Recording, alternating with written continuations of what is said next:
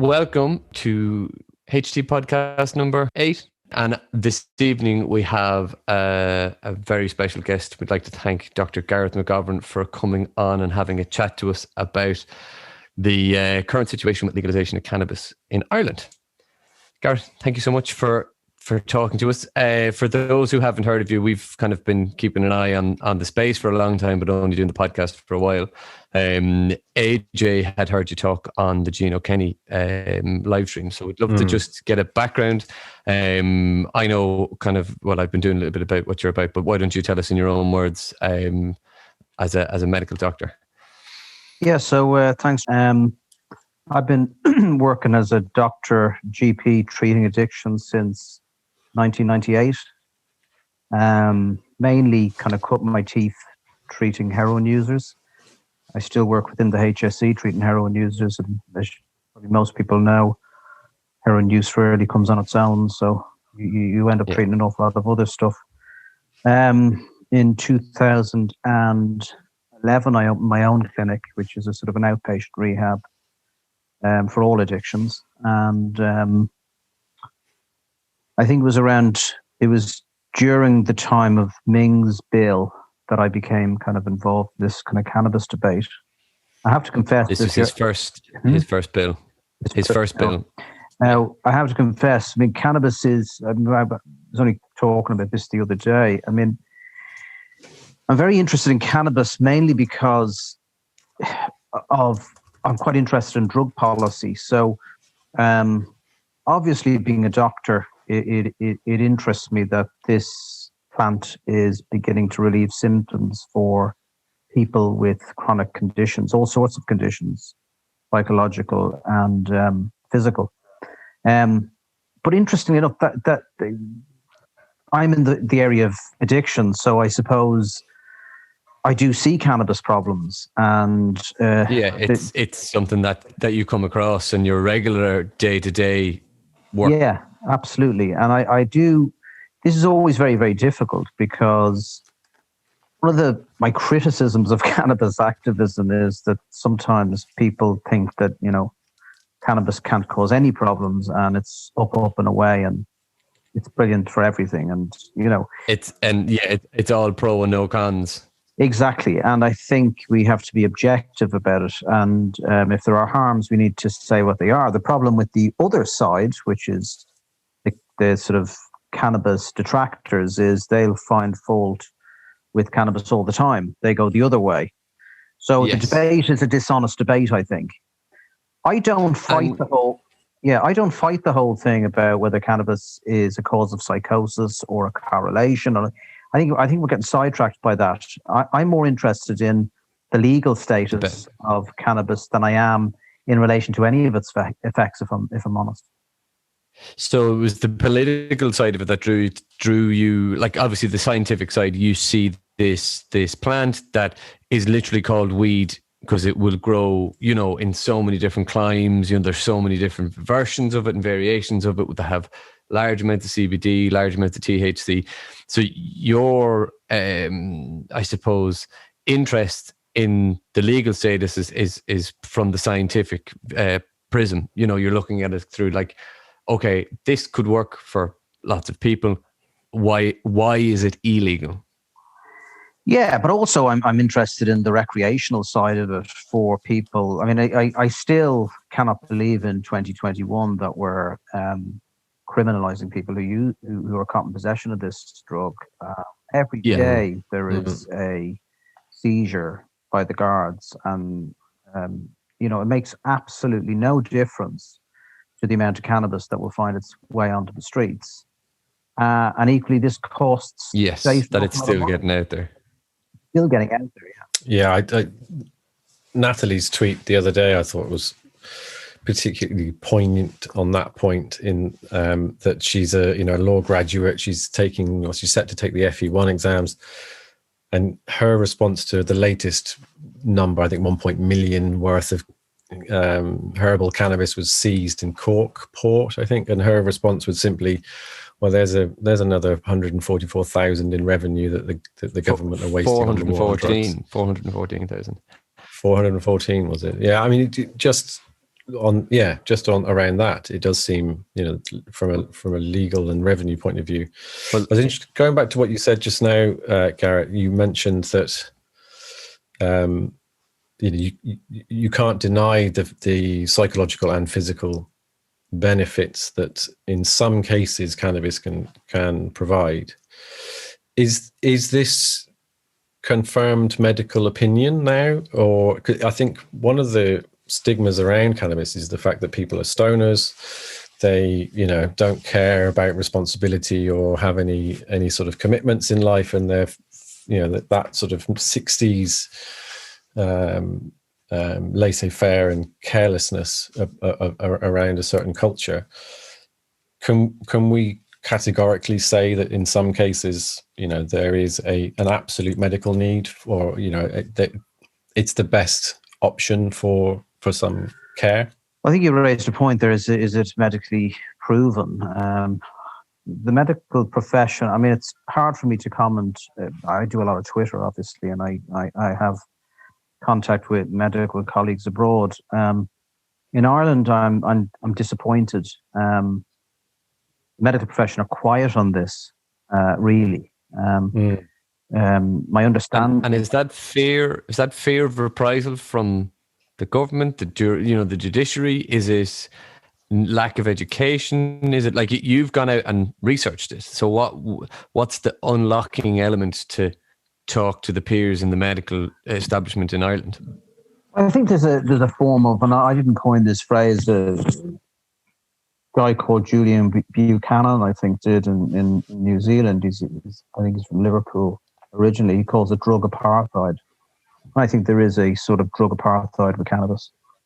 There has to be something amiss if alcohol is regulated, and quite rightly so. It's regulated. Tobacco is regulated, and quite rightly so. Yeah, cannabis is not. Can't be anything to do with harms, because we know from a lot of the work Professor David Nutt has done in relation to the assessment of harms, cannabis is way down the pecking order. Nobody dies from it. Certainly not. There's no toxicity deaths, and yet it's illegal. So there must be some sort of a power that there's a terrible prejudice against this drug. That's the problem. And the medical profession, if I'm honest, are just not interested in it. Most of them are just indifferent. It's not even they hate it. They just have no interest in this. They're busy. They've got other things to do. And this is a distraction. So it's not mainstream from the doctor's point of view. Some doctors, and you know who they are absolutely detest cannabis. They will at every turn post articles that will have any mention of negative cannabis. Impact against it. Yeah. Yeah, exactly. And it's very, very hard to debate. I mean, if I'm honest, I get sucked into it on Twitter, but it's too easy stuff to get drawn into the battle. Yeah, it is. It's difficult. But there's one of the big preconceptions, whether it's true or not, that it is a gateway drug, right? And it may be. Alcohol may be a gateway. You've had a few drinks and somebody says to you, do you want to come to the bathroom? Or here, take this tablet or whatever, we're going to a nightclub. Alcohol could probably be conceived. When we were talking about the origins of marijuana, the name, it was established to create this negative connotation about it. And I suppose it's easy for the government to say, no, there's no point in dealing with it. Sure, it's always been illegal, or it's going to be illegal, we'll deal with it when we can. What's, in your opinion, the biggest barrier to this becoming a proper conversation in the public domain, where the opposition and the government are going back and forth saying, we don't want to make it legal because of this, or we want to make it legal because of the revenue? So the three of us that are on the podcast, AJ is very passionate about the medical side of it. I think Dinty, you're probably fairly passionate about the recreational and medical. I'm passionate about the financial side of it. So there's a trifecta of potential benefits. So what's stopping the conversation right now? I think the government have been probably influenced by the medical profession. When I say the medical profession, I mean a certain small number of people. They also perceive public opinion, Middle Ireland, you might call it, to want to protect the children. Okay. So therefore, they probably think that it's best we keep it illegal. And they think that most people think that that's fair enough, that keep it illegal. Why make it legal if it's working? It's working that it's illegal. But a lot of people who come into this debate, I think, the drug policy debate side of it, enter it lazily. Yeah. They haven't really, researched what they're talking about. A lot of people don't really care about drug policy. They don't understand it. They don't understand drug markets. I mean, I work in this area. I see what happens to people who can't pay drug debts. I see what happens to marginalized communities because of gangland kind of intimidation, at all levels of all drugs. But most people are cushioned away from that. They don't see that. So they don't really care. It's just not high up on the list of priorities. The government channel out of sight, out of mind. That's not my pig, not my farm. I think so. I think there's a lot of that going on. Yeah. And I was thinking of different aspects and the conversation of the why nots becoming this is how we step past it. So one of the comments that was made before was that you set an age limit of 25 for the strongest potency of THC, and maybe at 18 you can access it if it becomes legalized. That it's accessible now. Like, I can ring somebody and somebody will ring somebody else and there'll be whatever you want in an hour to your house. So it's not as if the prohibition is working in terms of keeping it out of those who want to have its hands. Is it that if they legalize it and it gets into the hands of people who will now try it because it's legal, and that leads to increased cases of difficulty and addiction and stuff like that, is that potentially something? Could it potentially open the floodgates to more people being addicted and more people needing the services like you provide, and leading them into cases whereby maybe they start taking other drugs? Well, we don't know that, you see. That's the problem. And we don't know, for instance, whether a lot of the harms due to cannabis is because it's not regulated. So we don't have any known dose. We don't have any known purity. We don't know what the purity of it is. We don't know what else. Origin. No, we don't know what else is in there. So we don't know that for sure. I mean, somebody said to me once, we haven't got it right with alcohol regulation. And that's true. We haven't got it right with alcohol. But I actually made the point, was this person suggesting that we make alcohol illegal? Because if you think that drug wars is causing death and destruction and costing a lot of money, God almighty, it wouldn't come close to the alcohol wars, I can assure you. Yes. So you know what I mean?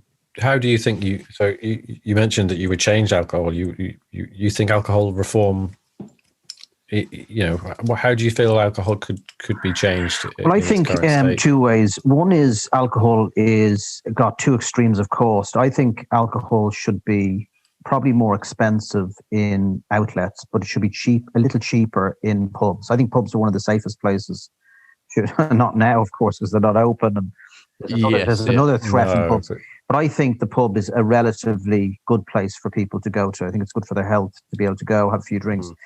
And I think it's just too expensive for people to drink in pubs. And what that does is it pushes them to drink at home. I mean, you might think 95%, 99% of what I treat is people drinking cheap stuff at home. And it's very, very cheap. Yes. Now, so they go into the supermarket and buy tons of it really cheap. And and they go into a lot of the lower kind of cost supermarkets and buy really, really cheap stuff, cheaper than water in some cases.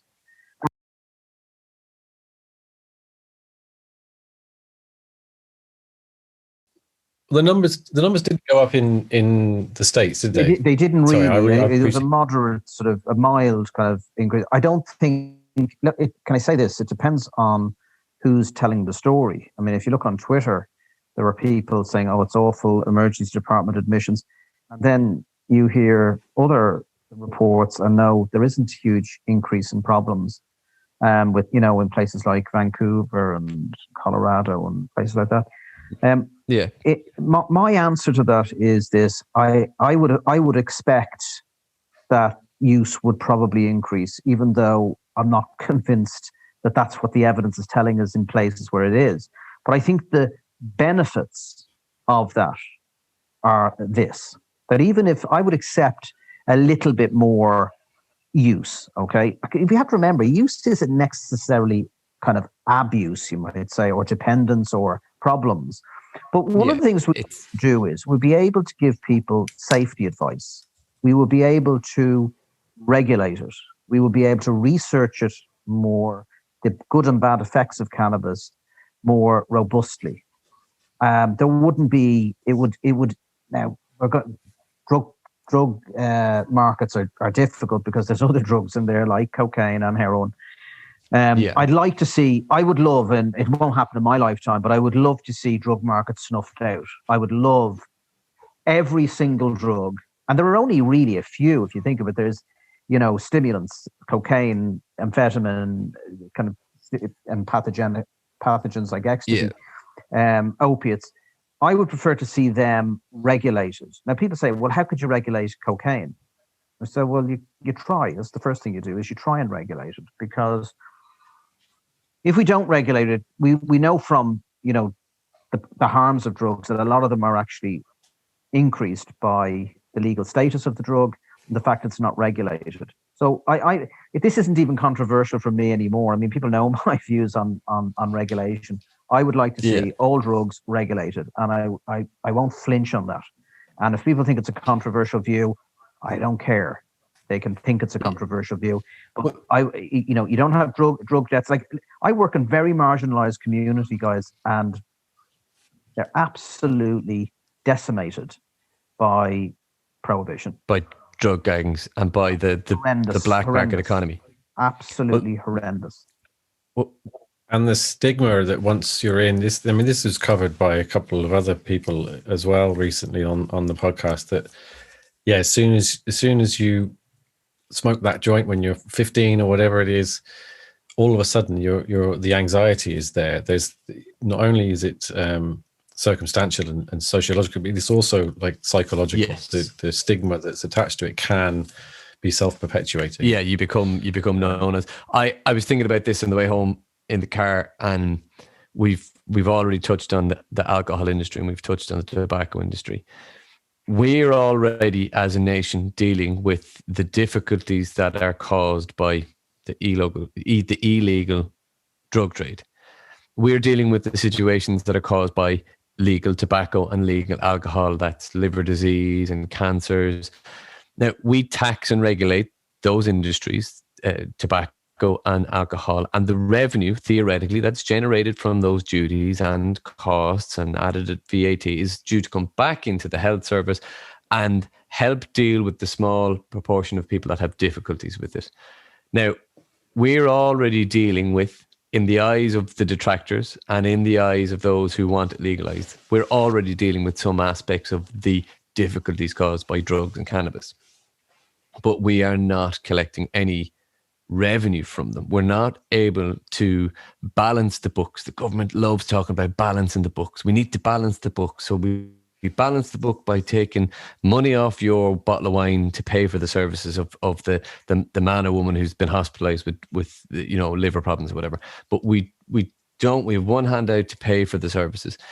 So in your medical side of things, have you seen, because I think there was a video from 2013, was it in Hot Press, that they asked you the question about legalization and you were talking about it, and like what's changed? Can you see it on the horizon? Because I've seen you say that you didn't think it would be legalized in Ireland in your lifetime, but is there more view on the horizon of looking at these logical steps, like the revenue balancing, the books, the benefits? Is there more people coming forward to put their hand up and say, yeah, I'll stand beside Gareth and say it's time to regulate? No, I mean, okay, for the medical profession, we can forget about it, because there's very, very little support from the medical profession. I'm a bit of a lone ranger in that regard. There are some, but not really many, and not many who are talking about it, you might say. Okay. And it's to a certain extent I can understand that. In relation to the thing about the revenue, you would think that the government are looking at, jurisdictions where there is, you're seeing all sorts of figures coming out of Colorado and, Vancouver and places where it's California. Yeah, the you would have thought that you might sort of say to yourself is, I think, with COVID-19, I mean, who knows what's going to happen when the dust settles on all of this. I mean, it's going to be a big hole in the economy. I think one of the things we have to get rid of is we have to stop treating cannabis as a moral issue.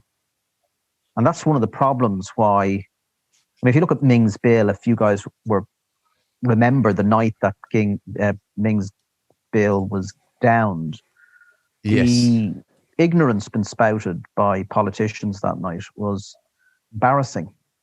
A simple fact check, and you wouldn't need to do a fact check that deeply, would show that they knew nothing about it. In fact, I'd be very, very surprised if most of the people read Ming's bill at all, and certainly not in any detail. So they dismissed it off they dismissed it straight away. They said no, and the comments really showed their level of ignorance. Reinforced that. And now we're going to have Gino's bill, which is also going to be downed. Gino knows that. I don't know. I'm not entirely sure where this is all going to lead to. It's to create, I suppose, awareness. There has to be a tipping point at some stage. Now, I'm going to just move into, the other side of this, which is the part where even people that don't like cannabis have a degree of sympathy for, and that's the medical side. And it's terrible to think that on one side you have lots of sympathy, but still not really approval for medicinal cannabis. And the recreational side is write-offs. We don't want to know about them. But the medical side, yes, that's. Even if we didn't legalize recreational cannabis and we just did medicinal cannabis, there would be a huge number of people that would access that. Now, this is what really annoys me. And I accept there are harms of cannabis, and I accept there are risks. And I accept that if you make cannabis legal, you may increase the numbers. I don't try and deny those things. We don't know what would happen. But if it was made legal, we would open the conversation. We would be able to talk about it freely. One of the things that we're doing in Ireland is you're not really allowed to talk about this freely. I talk about it freely, and you guys talk about it freely. We push it under the carpet. But you make it legal, and suddenly, did the sky fall in Vancouver and Colorado and California? No, it didn't. Life went on. And those who accessed it before accessed it afterwards, and people who wanted to try it maybe tried it.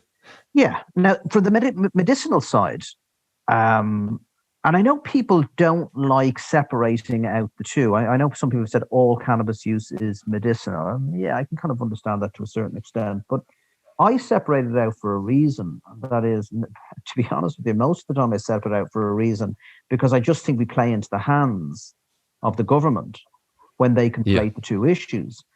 And I've always believed that, if we're trying to change policy, we need to hit what I call low-hanging fruit. We need to pick that. And the low-hanging fruit to me is decriminalization. That's the first. And the second, okay, so the Portuguese model. Yeah, and the second is medicinal cannabis. Now, we have a medicinal cannabis access program that nobody can access. We have a terribly restrictive program. So it's an empty vessel, the medicinal cannabis access program, in my opinion. There's nobody at home running that in the Department of Health, as far as I can see, in any meaningful way. But is that unique to this situation, or could you not just throw a dart and hit any number of programs that are run by the government that are hard to access? Is it being pushed to the wayside because maybe we'll forget about it, or is it just another blunder in the political system? Or is it a canary down the no, I'll tell you what I think the cannabis access program is. This is how I kind of describe it. And this is not very flattering, but I'm going to say it anyway. This is like when you're eating your dinner. I've got 4 dogs. When you're eating your dinner, dogs clip at my heels to get something. So what do you throw the dogs? Yeah. You throw them a scrap, just to keep them off so that you can get some food into your mouth, just to keep them from whining and giving you grief. And I look at the medicinal cannabis access program in that light. It's designed to keep people quiet. It will never keep Vera Toomey quiet. And fair play. Yes. She followed us. She followed us last week. Big shout out to Vera. Vera tried to, silence her. You'll never silence Vera. Well, nobody could silence Vera. That's for sure. And Vera Jones. And I believe the government are in some way in fear of Vera, and quite rightly so, because Vera means business. She has been absolutely incredible in what she's done. Now, I know, Vera isn't necessarily everybody's cup of tea. They might feel that she hogs the limelight. I'm glad she hogs the limelight, because without Vera, there's a lot of people I'd like to mention here. Vera, Gino, there are a number of them, but Vera, Gino, and Ming, without the three of them, and there would be no conversation. There would be no conversation. I mean, what Ming did back in 2013, it might have been downed. We all knew it would be down, but it was monumental what he did. I mean that. I mean, that week or few weeks, the media coverage in relation to this, that, this isn't going away. And we'll get there. Yeah, when you think about it in terms of, what was happening in 2013, it wasn't, smoking hadn't long been banned in public places. Certainly it maybe hadn't been in some other countries. And what else was going on? There was no gay marriage. There was no what was the other? The eighth hadn't been repealed. Yes. Like this was. Yeah. He was taking. It wasn't legalized in. Were there any states in 2013 where it was legalized? Maybe Colorado. There was medical. First, I think it was available for medical use, and that was the conversation was that people were going to the doctor and saying, "My back's hurt. I need some of that medical marijuana." And but yeah, you said you're monumental. Like, it was a big and a brave thing to do at the time, and I think it's still resonating. That we need more people. We need more people to be able to have a balanced. And you mentioned earlier on that Garrett, that it seems like the sort of the pro people are. You didn't use the word, but lazy, or it's not as don't have as much drive as Vera, perhaps. And I think, it's interesting you raised that point, Andy. I mean, one of the things that I've seen it on Twitter over the last week or so. I can understand why people can be angry about this, inertia by the government, but there is an awful lot of people kind of getting attacked, and I can understand that. I think we need to keep this thing a little bit with a bit of dignity and a bit of class. And I think sometimes I think sometimes the pro-cannabis group can let themselves down, if I'm honest. I know they won't like me saying that, but they do. They attack people, and they shouldn't attack people. It's not personal. It might feel personal to them. Yeah, that they want. I just can understand anger. Yeah, the difficulty with the pro side, especially when medical and recreational is so intertwined when responded to, is that especially with a situation as complicated as cannabis, because of the recreational, because of the medical, it needs a very, very, very softly approach with addressing all the negatives and saying, yeah, like you've said, I don't know if it's going to get worse, but I think it's worth a try.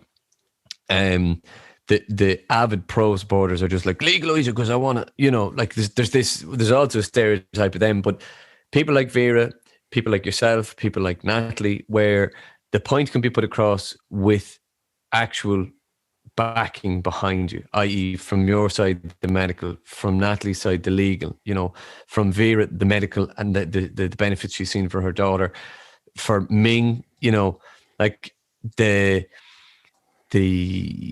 potential hole in the economy. We had a conversation, one of the podcasts, we were talking about the red light district and the cafes being banned in Holland. And I couldn't get over it because I was thinking, how much revenue do they generate? And it was 45% of Germans and 50% of French wouldn't go to Amsterdam if they couldn't partake. I know in Spain, this is the other thing that I was thinking about, is the Spanish model might kind of help both parties. If you made it legal to grow 2 or 3 plants at home, you taxed and regulated that side of the industry and put duty on to the accessories and that kind of thing. And that would take a certain percentage of the regular users out of the black market and back into their own homegrown, craft brew, weed cultivation.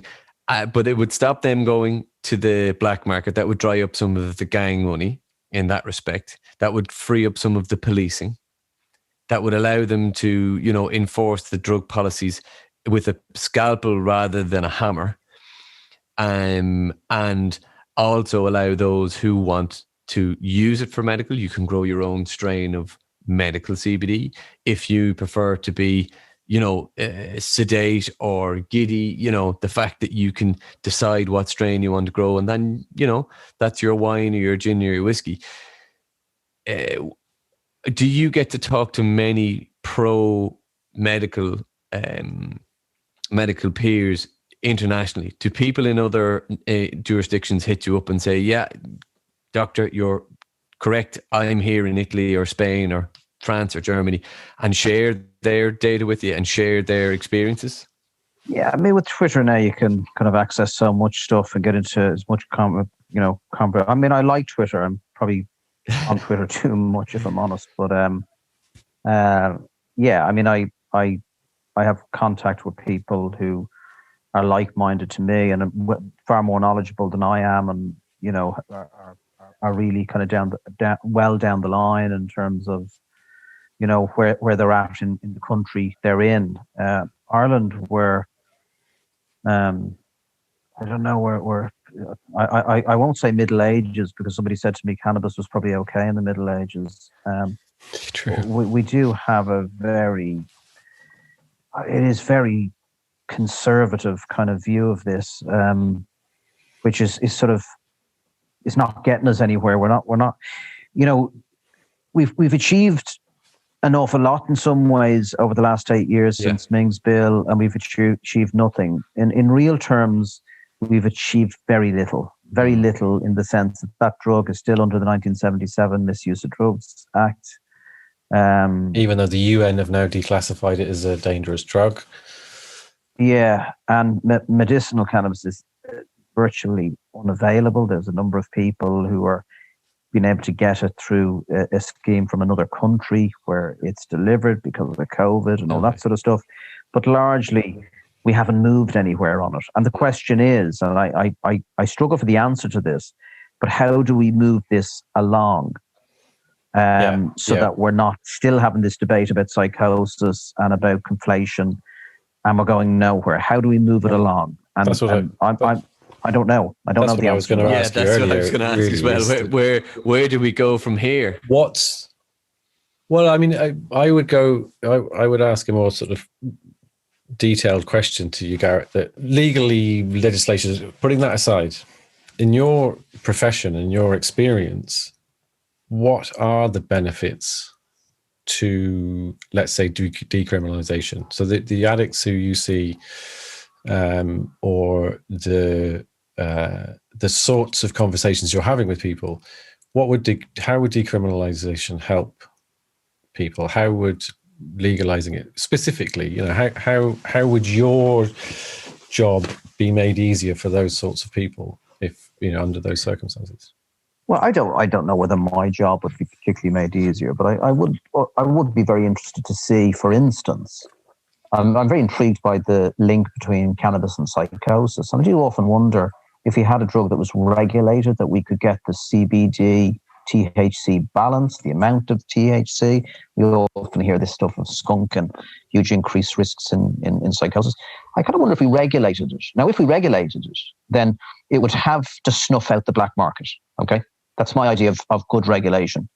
I mean, if you remember alcohol regulation in the 70s and 80s, the 80s particularly, in Ireland, alcohol was quite, in the 80s, was relatively expensive to buy in off licenses. There wasn't as many outlets to buy it in. And what did a lot of people do? They went to Newry, used to go across the border to Newry and stock up. Now, that wasn't a black market in Newry, but it was a quasi-black market in the sense that they wanted to get it cheaper. Yeah. If it cost us a huge, huge factor, and it's a double-edged sword, because if you make alcohol too cheap, I think the evidence does show not so much older established drinkers, but definitely younger drinkers what I would call the recruited drinkers, price will be a big factor because young people don't have as much money as older people do. So I think if we're going to regulate it, we'd have to make it so that the black market would be a place where, like if you look at the black market for alcohol and the black market for tobacco, it's there, of course. It'll always be there. There'll always be a black market but it's not the majority. But it's not significant really in real terms. So I think we need to get rid of the black market. Now, if we did that, then I kind of often wonder what would happen with things like psychosis or problems with cannabis. Would they increase or would they decrease? Because they're offset by certain things. Most people think that if you legalize it, you make it more available. But if you regulate it and know the dose of it and the quantity of THC and CBD, then maybe you could see a reduction in problems. Yeah, because there's... Now, I'm just putting that out there. Very, very difficult to gauge, but yeah.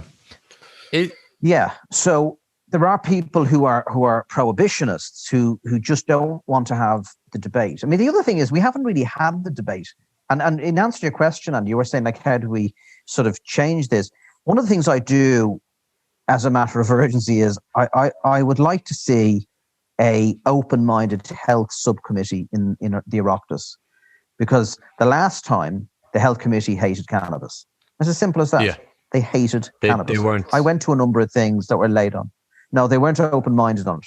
And they conflated medicinal cannabis and recreational cannabis. So when you talked about medicinal cannabis, they talked about all the horrible, effects of recreational cannabis. And I said, well, we're not talking about recreational cannabis. We're just talking about people who need this plant for relieving symptoms. But, they won't debate that. Is it? When was the last time that was 2013. 2013. Last time it was actually. Is that right? Well, that was when the bill went in, but since 2013, right upwards, we've had a number of little things. Like Gino's had a few, things in the atrium, in the Dole, and I've gone through a number of things over the years, and I always felt when I was at these things that we were being humoured. Yeah. I didn't really, really feel that this was serious. You could see people coming in who were already minds made up. And if your mind is already made up, now look, I'm guilty of making my mind up to a certain extent as well. So I can't accuse, I suppose, other people of making their mind up.